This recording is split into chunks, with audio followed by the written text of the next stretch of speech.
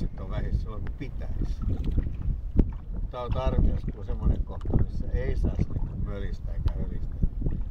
Sitten Kuronen puhkeaa kukkaan. Sitten se alkaa se lässytys.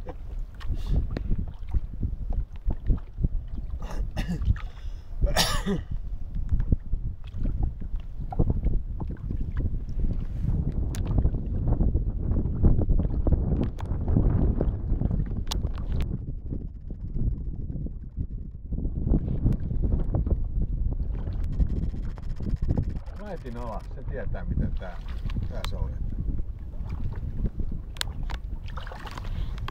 Se teki meille monta kertaa Aslajin kanssa. Voi sanoa aika ikävän tempun. Otti juuri sen kalan, mitä se oli.